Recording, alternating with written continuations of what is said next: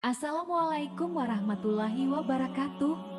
Sahabatku yang bermartabat, kali ini kami akan berbagi sebuah kisah pelajaran yang penuh hikmah. Kisah kalau ini terjadi di tanah suci, yaitu di kota Mekah, lebih tepatnya di dekat Ka'bah. Kisah ini pun melibatkan seorang ustadzah yang mengalami hal yang aneh saat berada di dekat Ka'bah karena kelalaiannya yang tidak dia duga. Mudah-mudahan cerita ini bisa menjadi pengingat bagi kita semua. Tidak terlupakan segala puji dan rasa syukur kita kepada Allah Subhanahu wa Ta'ala yang telah memberikan rahmat-Nya kepada kita semua, dan shalawat beserta salam kepada Nabi besar Muhammad Shallallahu Alaihi Wasallam.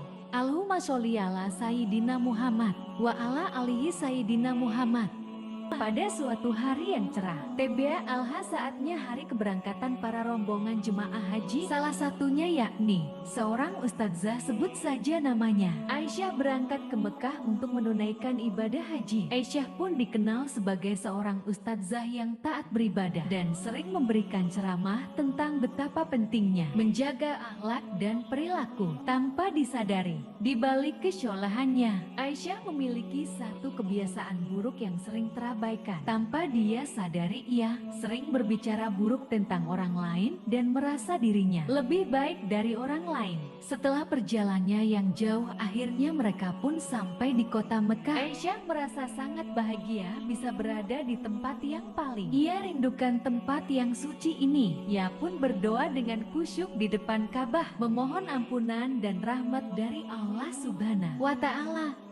Setiap langkah demi langkah yang ia ambil di tanah suci itu pun terasa sangat berarti. Aisyah mengingat semua nasihat yang pernah ia berikan kepada jamaahnya tentang pentingnya menjaga hati dan lisan. Namun di tengah keramaian, ia melihat seorang wanita yang berpakaian tidak sesuai dengan aturan syariat. Tanpa berpikir panjang, Aisyah mulai menggunjing wanita tersebut kepada teman-temannya. Astagfirullah, lihatlah wanita itu, bagaimana bisa dia berpakaian seperti itu di tempat yang suci ini, kata Aisyah dengan nada mencemooh. Teman-temannya pun ikut tertawa dan mengiyakan perkataan Aisyah. Hari demi hari pun berlalu dan Aisyah terus melaksanakan ibadah hajinya. Namun, setiap kali ia melihat sesuatu yang tidak sesuai dengan pandangannya, Aisyah pun tidak bisa menahan dirinya untuk tidak berkomentar. Aisyah merasa bahwa sebagai seorang ustadzah, ia memiliki hak untuk menegur dan mengkritik orang lain, meskipun caranya tidak selalu bijaksana. Di suatu hari,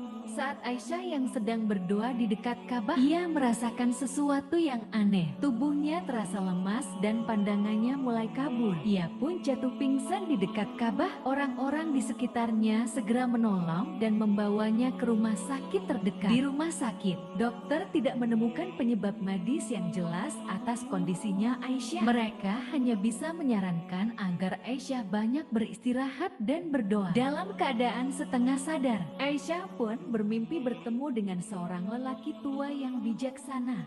Lelaki tua itu berkata, "Wahai Aisyah, engkau telah melakukan dosa besar dengan menggunjing orang lain di tempat yang suci ini. Allah Subhanahu wa Ta'ala tidak menyukai perbuatan. Bertobatlah dan mintalah ampunannya." Aisyah terbangun dengan air mata yang mengalir deras. Ia menyadari kesalahannya dan segera memohon ampun kepada Allah Subhanahu wa Ta'ala. Ia berjanji untuk tidak mengulangi perbuatannya dan akan lebih berhati-hati dalam menjaga lisannya. Namun, azab Allah tidak sampai di situ.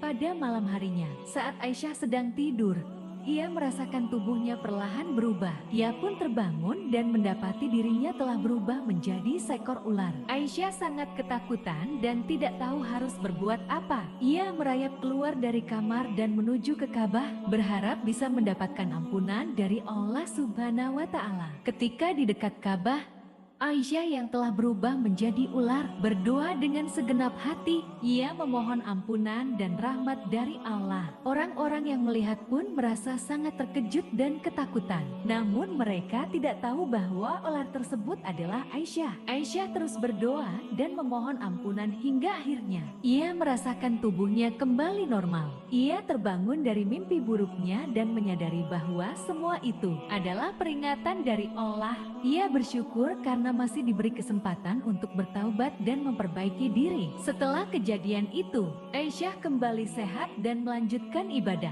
hajinya dengan hati yang lebih bersih dan penuh kesadaran. Ia juga mulai mengajarkan kepada jamaahnya tentang pentingnya menjaga lisan dan tidak menggunjing orang lain. Ia menceritakan pengalamannya sebagai pelajaran bagi orang lain, berharap agar mereka tidak mengulangi kesalahan yang sama. Aisyah juga mulai lebih aktif dalam kegiatan sosial, membantu mereka yang membutuhkan, dan memberikan ceramah tentang pentingnya menjaga hati dan lisan.